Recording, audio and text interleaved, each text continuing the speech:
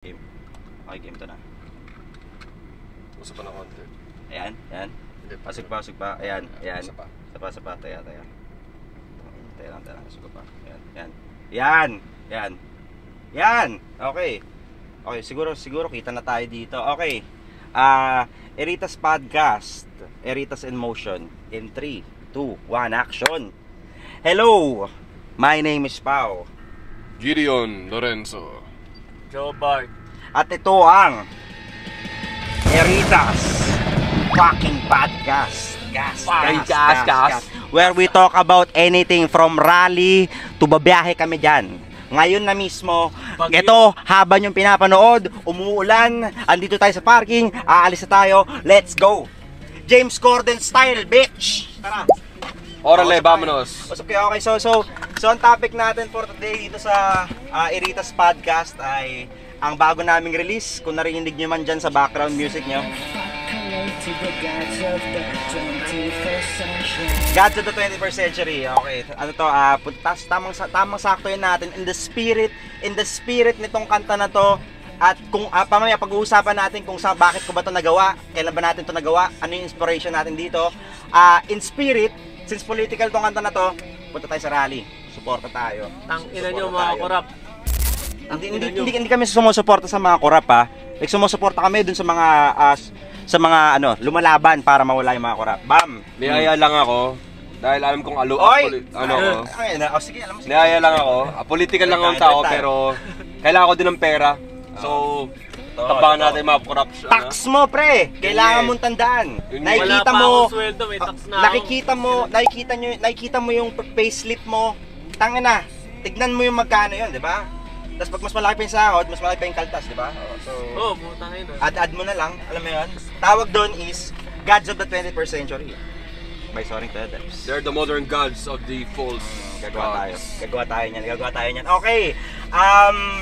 Ito, nag-drive tayo. Pag-usapan muna natin yung kanta, no? Pag-usapan muna natin yung kanta, tapos mamaya pag medyo malapit na, real-time reaction tayo with the Eritas boys. Ay, ano muna. Yung Soler ID. Yes boss. So, hindi nakuha. Okay, thank you. Hindi namin ikakat yun. Ganito tayo karo dito, di ba? Ganito tayo karo dito sa Eritas Podcast. Gas. Okay, tara game. Itong kanta na to, in-upload namin to ng 31, no? Dapat i-upload pa namin to next year eh. Pero, since magpakatotoo tayo dito, siyempre, since relevancy na lang din ang basehan natin, di ba? It makes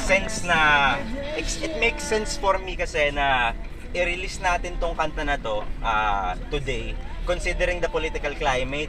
Bakit? Kailan ko ba ginawa tong Gods of the 21st Century? Ginawa ko to a day after ng botohan.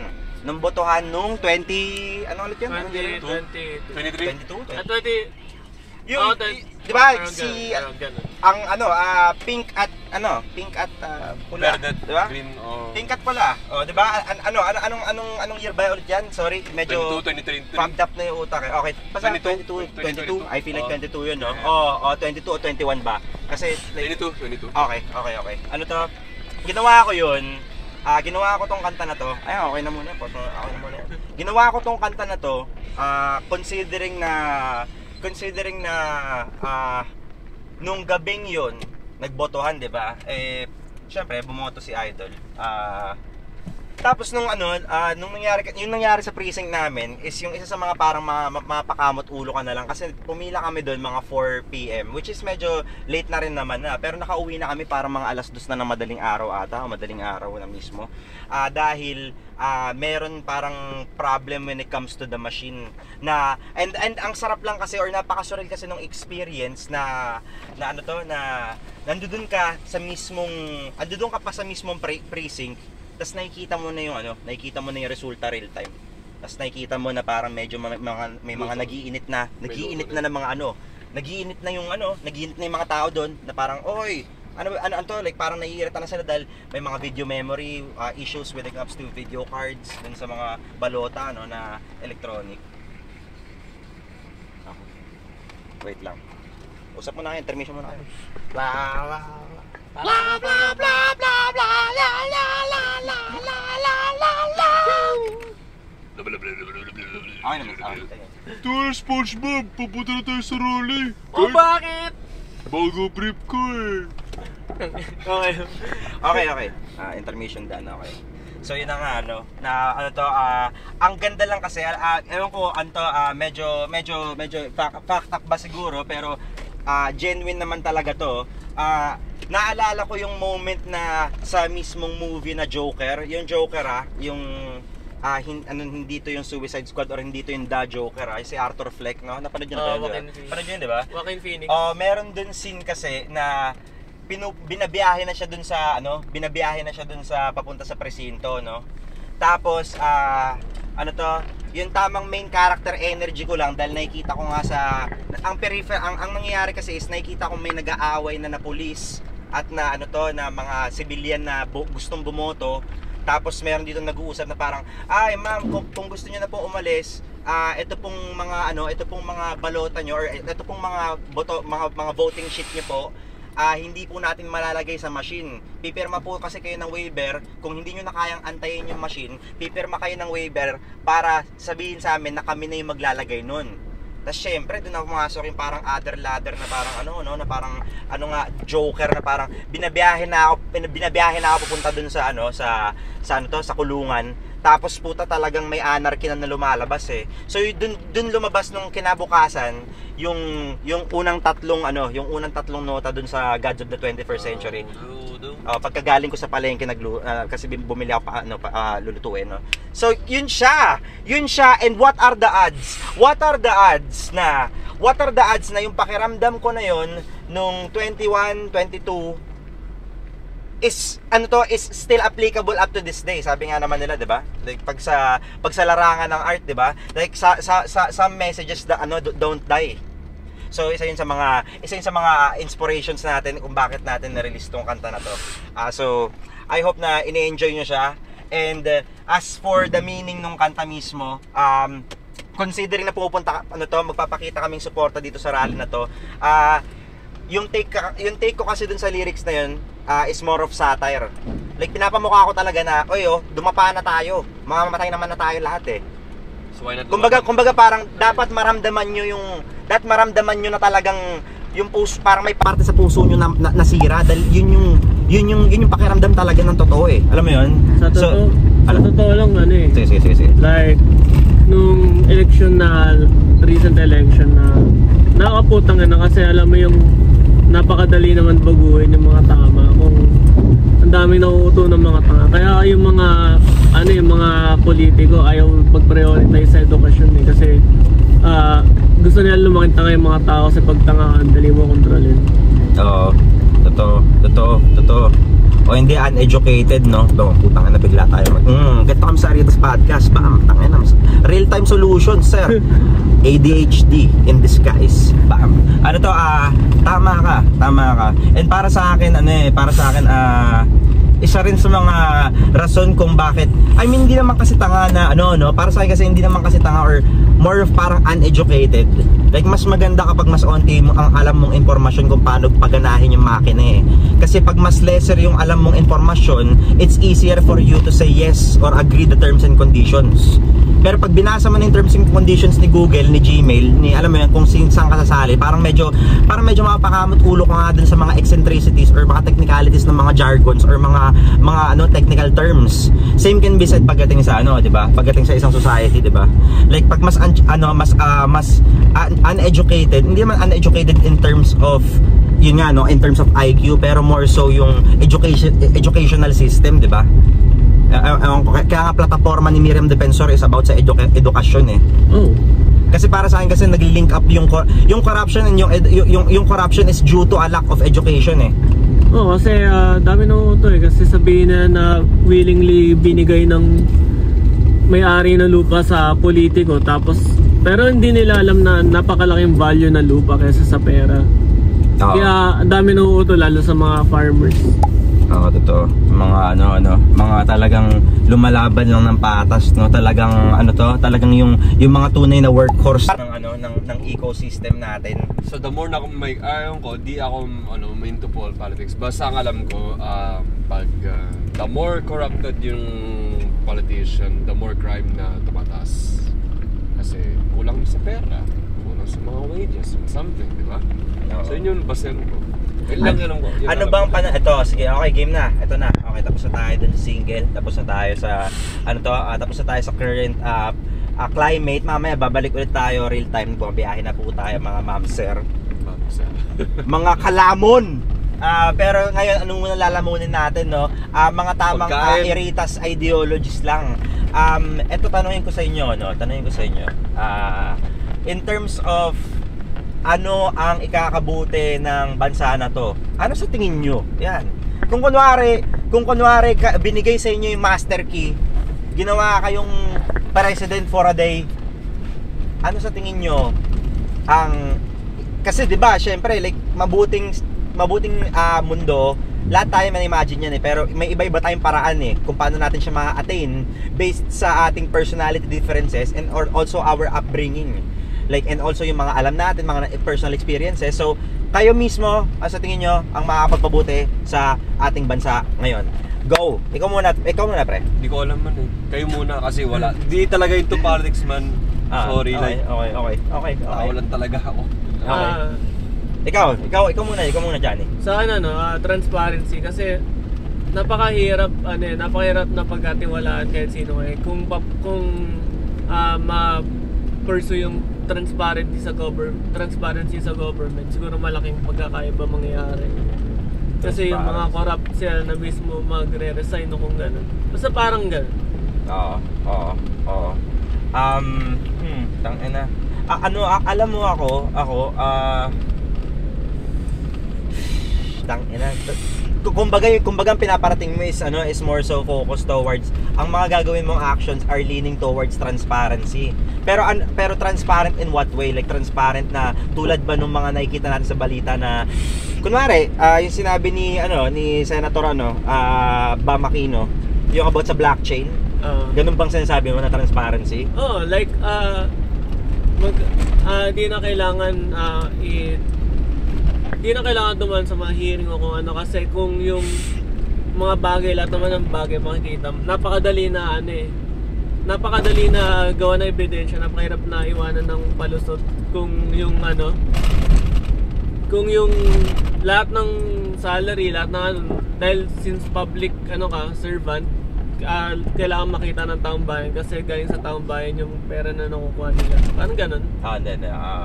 Ako honestly, I agree with that, no. I agree with that, and I agree with the most is dapat ang kumbaga I mean alam naman natin to lahat, no, pero i-bring up ko lang kasi dahil sa mga current events na nangyari, no. Pero para kasi pumatay ng ahas, dapat simulan mo sa ulo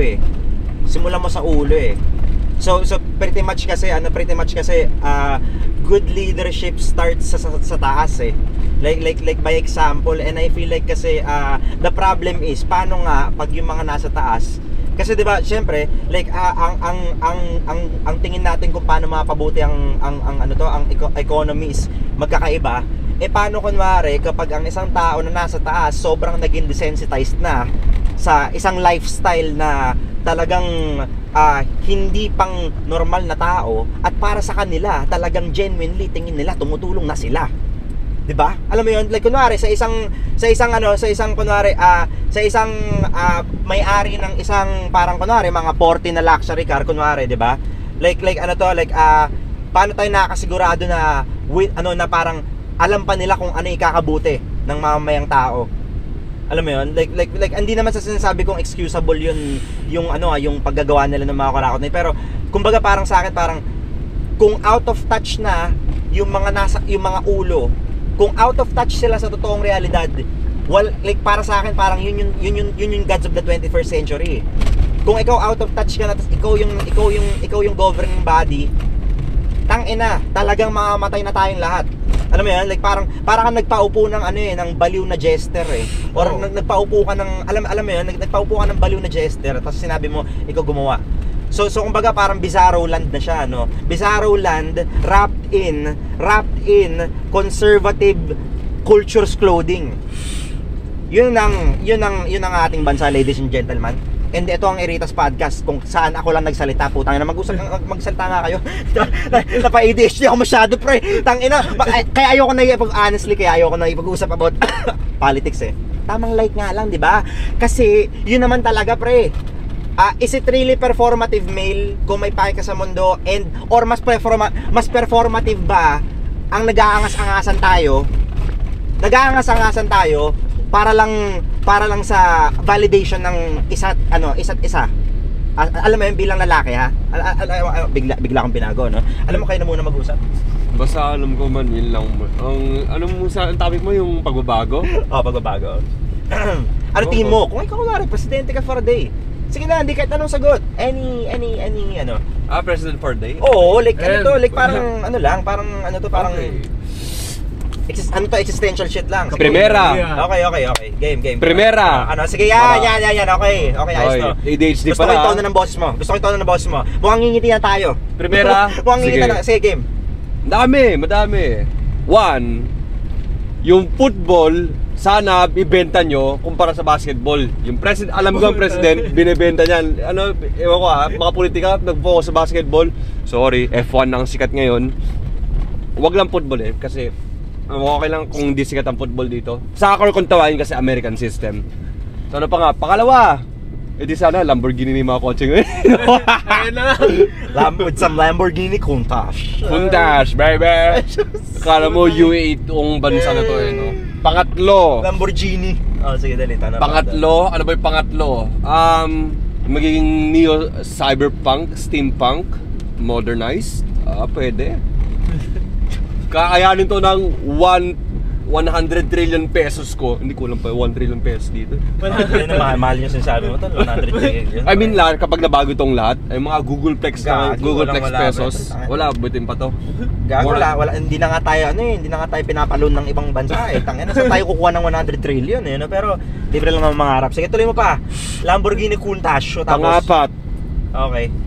Hindi alam mo, hindi ko alam. Basta kung ito yun, alam kong biro lang to, pero dinadamdam ko naman na totoo kung sakali. Pero okay. Sabi natin lagi tayo nag-high hopes, pero kung ganito yung bansa pa natin ngayon, we might have to gouge away. Kasi kung saan tayo may future. Kaya nga ang daming mga taong yung tawag dito, yung TNT tago sa ibang bansa kasi syempre ano ba bang kalalabasan ng mga tao dito, di ba? Totoo. Kumbaga parang may running meme na rin no, sa Filipino culture na parang okay lang wala akong pangkain as long as hindi ako Pilipino na nakatira pa rin sa Pilipinas. May ganun na ako nakikitang mga trends and you know what? Totoo naman Totoo naman Real talk, totoo naman Alam mo yun? Totoo naman. Tangina, boy ka pa dito, para saan ka?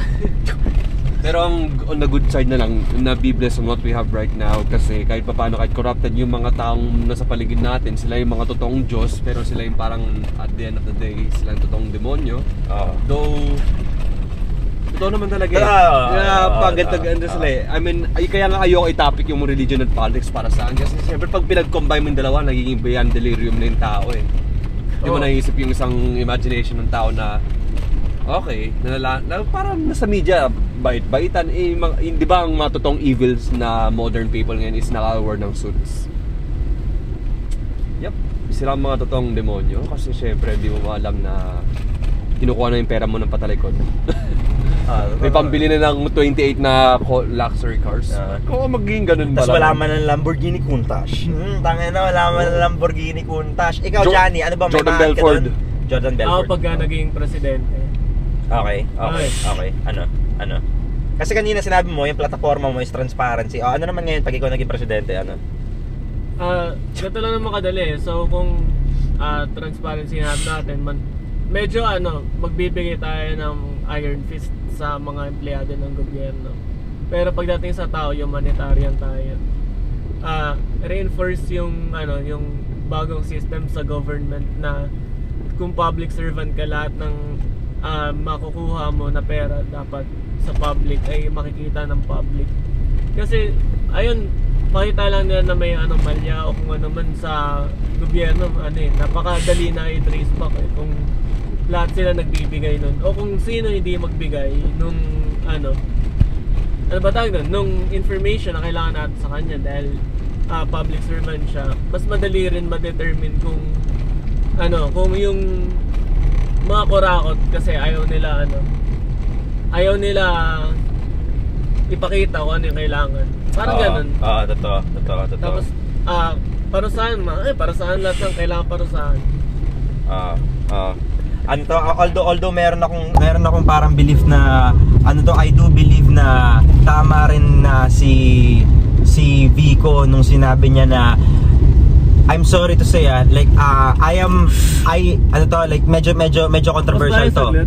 Okay, sige. Nag-cut yung audio. Sige. At saka ito pa. Teka lang kung wala pa. Naka-audio. I know. Intermission na. Balik na natin sa audio ng cellphone. Bam. Super idol. Lower quality audio. Okay na. Brought to you by Caritas Podcast. Okay, sige. Sabihin mo na muna. Sige. Speaking of politics, no? Hindi sana tinitingnan na natin yung sa kanan natin, no? Which is Jaguar. Ladies and gentlemen, as we speak, mag-U-turn kami. Tamang titingnan natin yung sitwasyon ngayon. It is 3 o'clock and as expected sa weather report, tama nga, yung kaninang maaraw, sobrang maulap na ngayon. Sobrang hindi magano malakas yung ulan. Tingnan natin yung sitwasyon, no? Suporta tayo sa pag-ingay ng ating busina. Kung paano natin iniingay ang ating mensahe sa mga kanta natin dito sa Soaring to the Depths. Kung tandaan nyo, hindi man gano naniniwala sigid sa politika, yung sitwasyon na yun ay akin. Pwede tayong sumuporta dito ng magkakahiwa-hiwalay. Alam mo yun? And I feel like yun nga yun eh. Yung artwork ko doon, pag-usapan natin, ang artwork ko sa Gods of the 21st Century is different shades of color lang, mga Pantone, alam mo yun. Ginawa ko kasi dun is different shades of Pantone. Easter egg breakdown ko lang, no, yung mga ibig sabihin nun. Pretty much yung color are yung parang mga diba, mga symbolism for the party lists, anong kulay. Each color has a representation, each representation has people that has different beliefs na sumusuporta doon. Pero all of those colors, ang goal lang nila is for us to have a better Pilipinas, mabuting Pilipinas. Lahat sila iba-ibang kulay, iba-ibang paraan, pero lahat tayo gusto lang natin ng magandang Pilipinas. Ngayon, isa sa mga paborito kong kanta is yung kanta ni John Mayer na Belief. And sinabi kasi ni John Mayer doon, we're never gonna win the war if belief is what we're fighting for. And naniniwala ako na kahit anong kulay mo, kung ang pinaglalaban mo ay paniniwala at hindi humanity, hindi buhay mo, ang pinaglalaban mo ay paniniwala, walang kwenta yan lahat. Kasi like naglalaro ka dun sa sistema ng color picking. Hindi siya about sa kulay about siya dun sa hierarchy, about siya dun sa structure na ginawa para sa akin lang Like hindi kahit sabihin na natin anumang kulay yung nire-represent mo or nating lahat, isa lang gusto natin, maging mabuti ang Pilipinas. Kung hindi mo gustong maging mabuti ang Pilipinas, tangina ka. Alam mo yun? Tangina ka kasi dito ka nakatira Para sa akin lang Kung hindi kumbaga kung talagang gusto mo kung demonyo ka, kumbaga kung gusto mong lumala ang Pilipinas, okay lang sa akin neutral Okay lang sa akin na parang wala kang pake sa Pilipinas, pero yung tipong kung talagang kukuha ka ng pera sa bulsa ng mga Pilipino, yun yung kupal. Kasi ako wala naman talaga akong pake. Pero tangina, pag hindi patas ang laban, dun medyo tarantaduhan. Doon napapasok yung katarantaduhan. Yun yung talagang pure evil.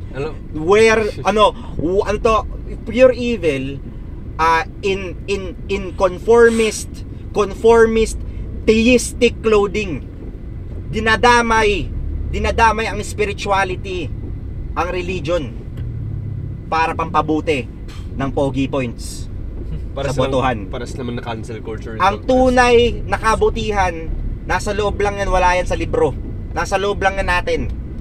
ba? Well, like hindi natin kailangan malaman na wag tayong kumuha kapag hindi naman atin. Like alam mo yun, like hindi naman natin kailangan ng libro para doon.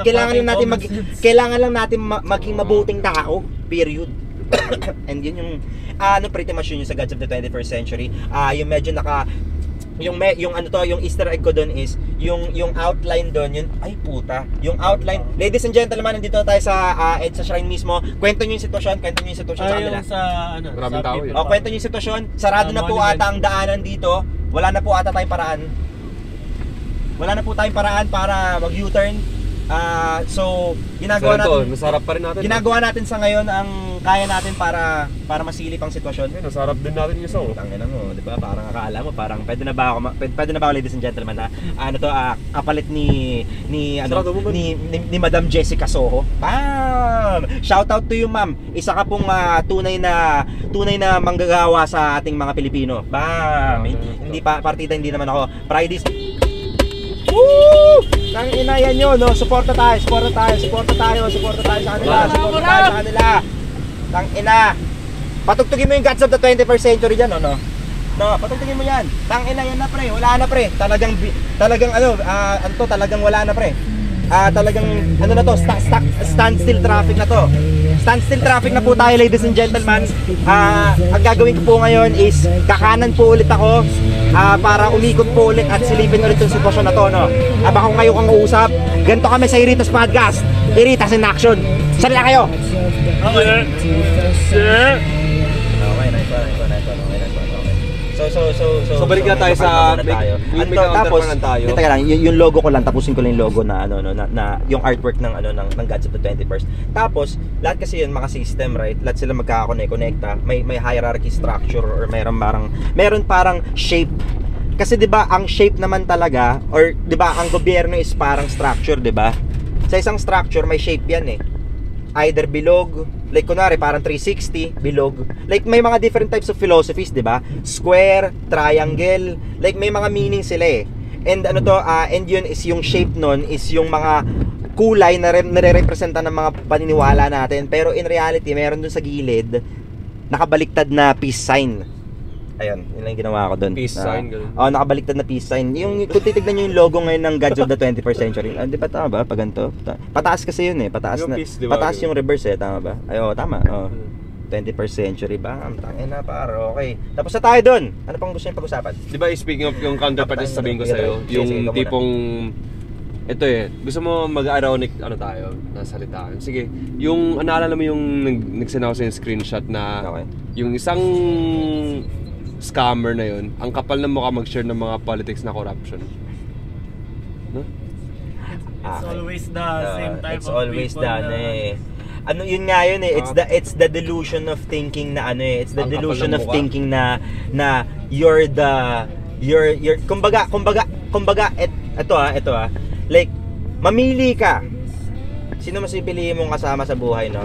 Ang isang sinabi ni Gideon o si Gideon na hindi into politics. Sino ang mas masama sa kanilang dalawa? Or sino ang masama sa kanilang dalawa? Or may masama ba sa kanilang dalawa? May tama at mali ba para sa'yo? Alam mo yun, like marami yung mga tanong na to, iba-iba tayo ng mga sagot eh. Pero dapat ang tama lang naman talaga is wag nating kupalin ang isa't isa. Yun lang naman, 'di ba?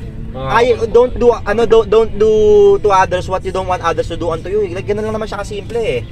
And yung pagkuha ng pera, tangina pre, para sa akin pre, ang sakit nun para sa akin eh. Para sa akin bugbugin na lang ako, wag lang kunin pera ko tol. Kasi ang hirap na mabuhay ngayon. Tangina, nang walang pera. Alam mo yun?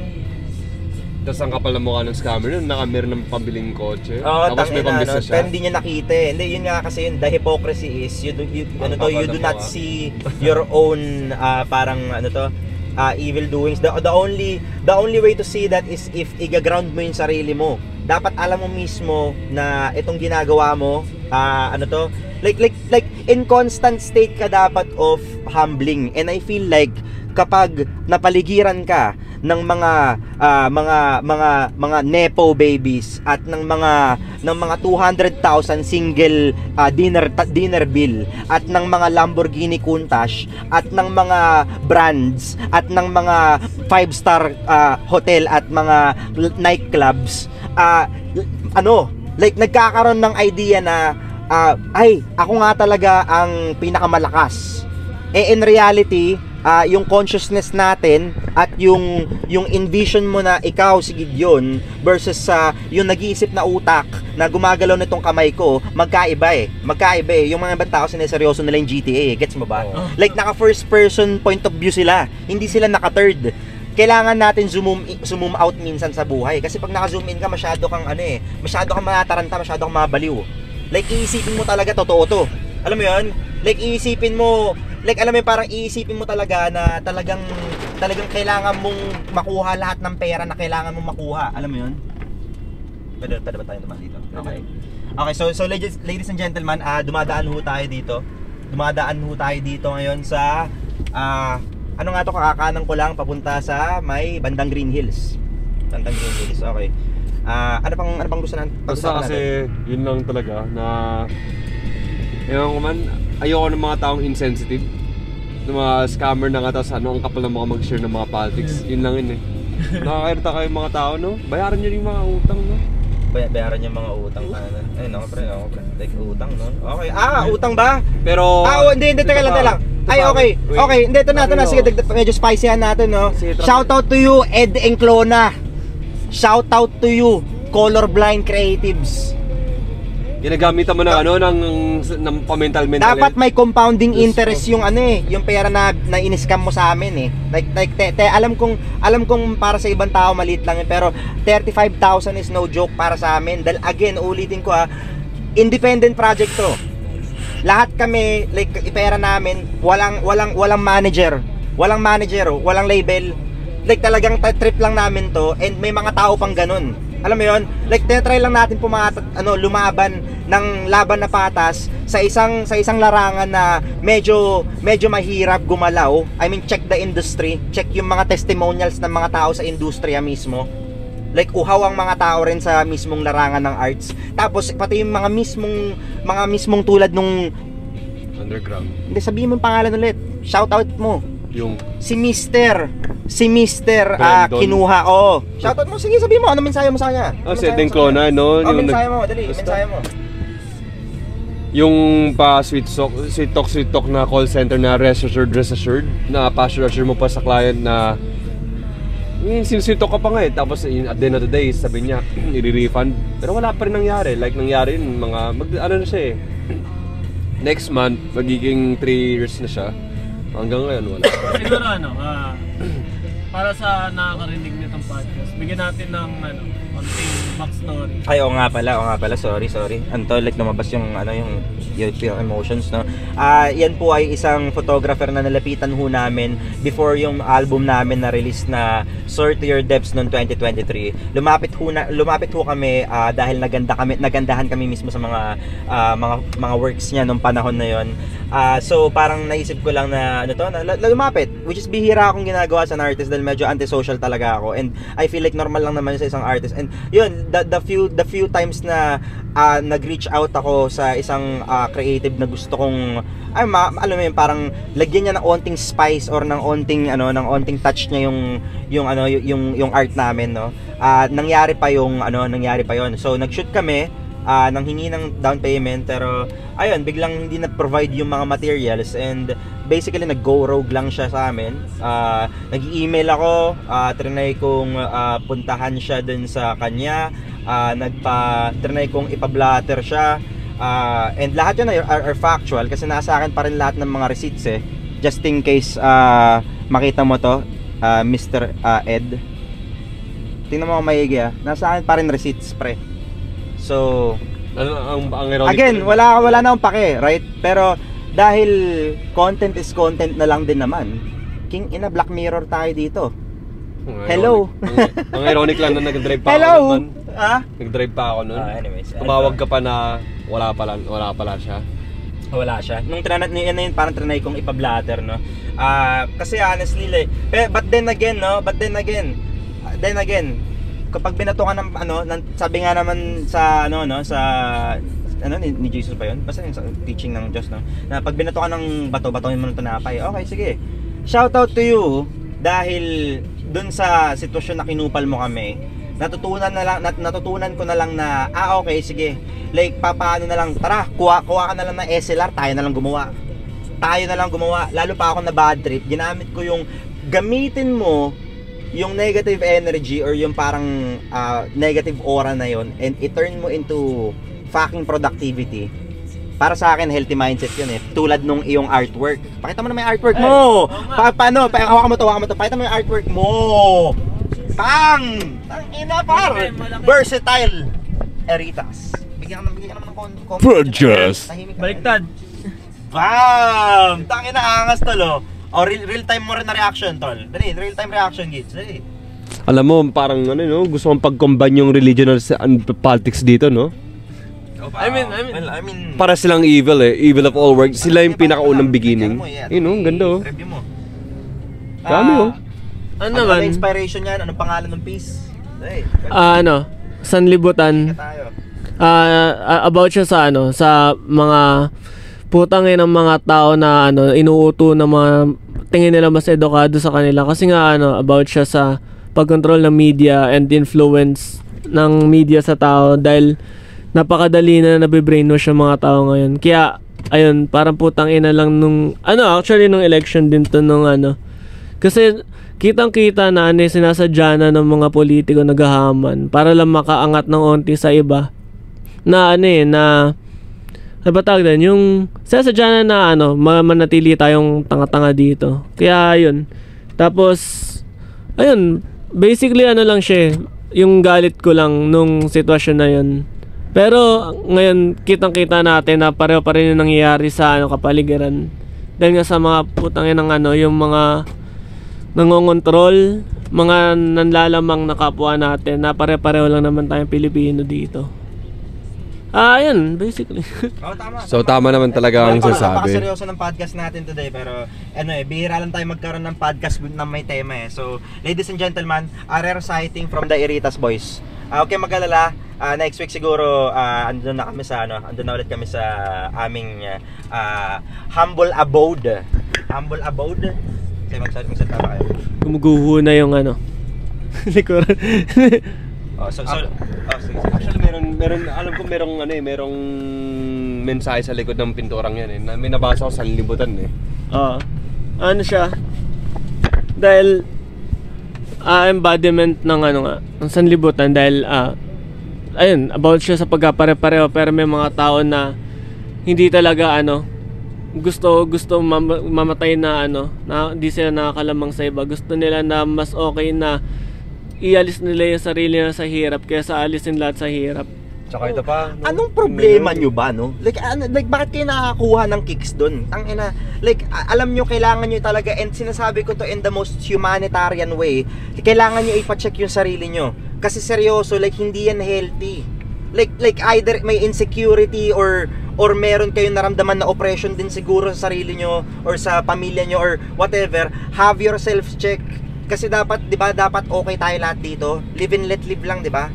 Bakit may ganyan? Tapos may turn away of blind eye. Para sa akin mas nakakairita kayo. Kayong mga nagte-turn ng blind eye, kasing dugyot nyo lang din yung mga dumidekwat. Tsaka ito pa yung mas malalim pa. Mas malalim pa sa politika to. Ewan ko ba, ang religion nowadays sa ngayon, nangungulekta na ng pera. Minsan demand, minsan para lang mapunta ka lang sa spotlight na akala mo maliligtas ka sa heaven. Sa hell daw.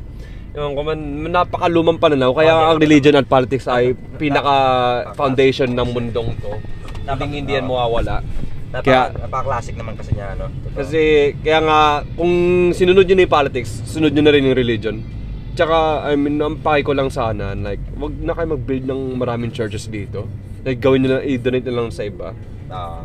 Tama na. Tama na ang pag-build ng church dito. Para saan pa ba ang sense nun?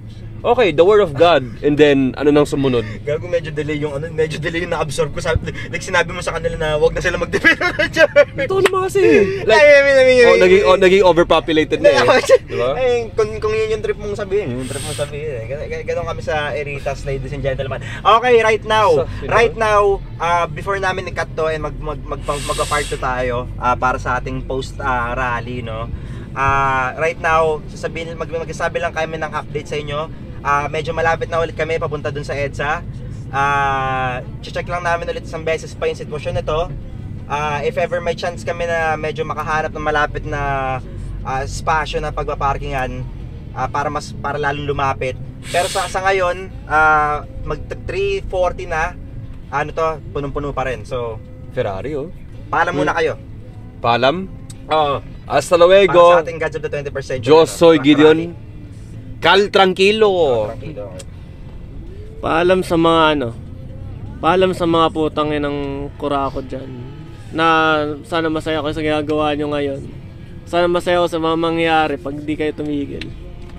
Only time will tell. Only time will tell. Ako, like, tapos i-land up natin sa isang Eritas type na comment, no? I hope na after mga I hope after mga 6 months pinag-uusapan pa rin natin to.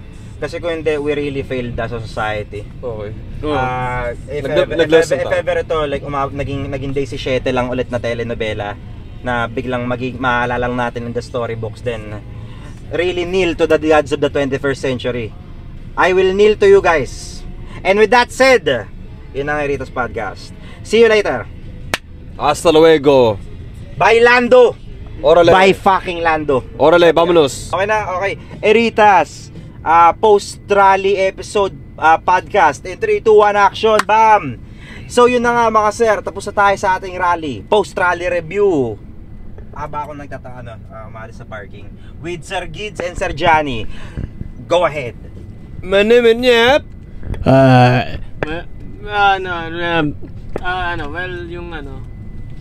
Yung rally, pagdating sa Luneta mga around 5, mas onti di hamak yung sa Luneta kaysa rin sa EDSA. Sa EDSA ata hanggang ngayon likely meron pa rin eh. Tapos ayun, sa Mendiola medyo nagkaroon ng The Purge. May nagra-riot. Pasabog na eh. Tapos ayun, pabalik na kami. Medyo mabilis ang update lang kasi lowbat na rin yung device. Para sa inyo, ladies and gentlemen, dito lang yan sa Eritas Podcast. Okay, tangina. So ito na nga yung nangyari, no?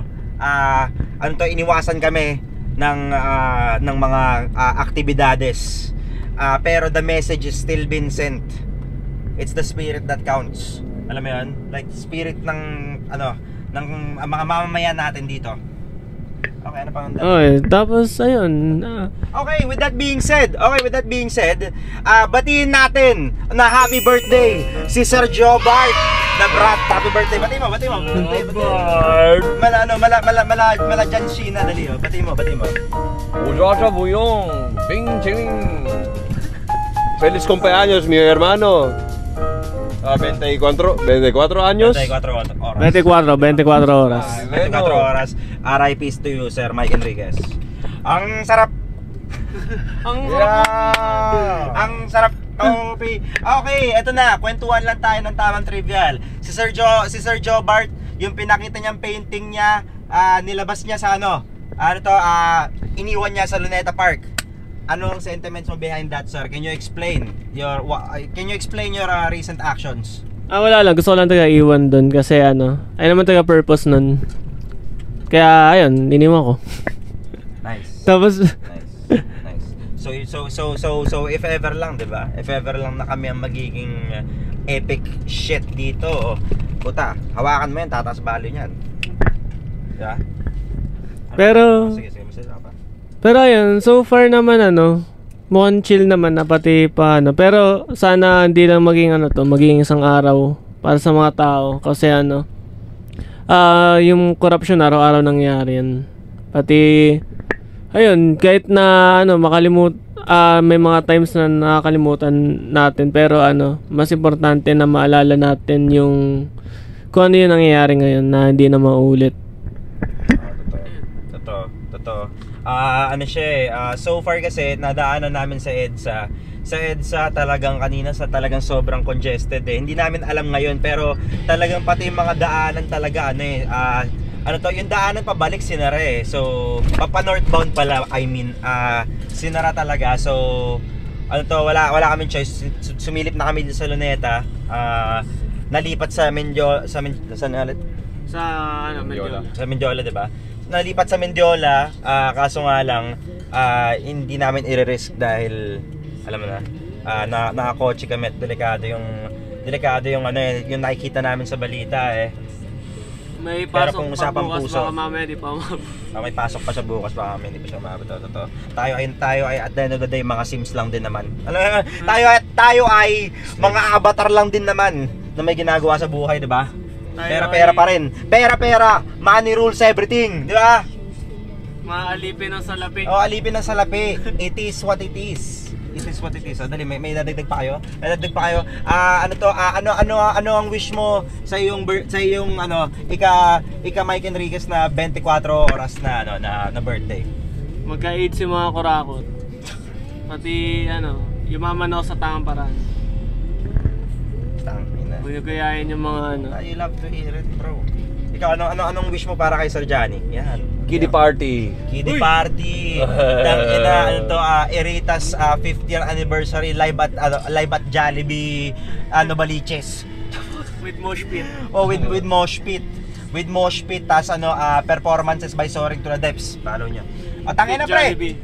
Pre, market na natin, pre. Alam nyo, mabuting tao kami. Market nyo na. Yun siya, no? Joke lang yun, sir. Joke lang yung mga sir. Pero pwede rin, pwede. Like, umay lang kami sa buhay. Lalo ako pukin ng ina. Anyways, ano ba pwede nating i-wrap up dito sa episode na to? Pauwi na kami.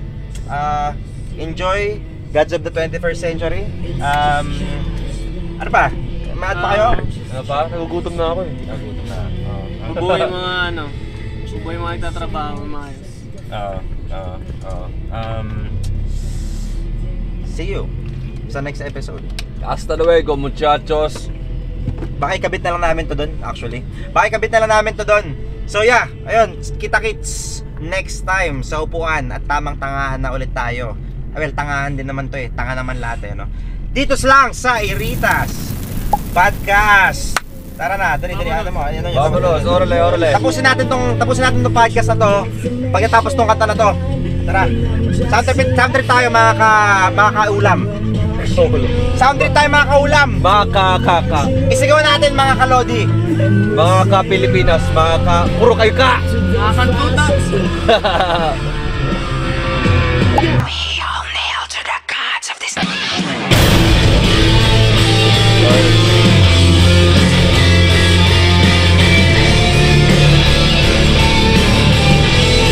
Magano ka. Mag-final excerpt ka para sakto sa ending.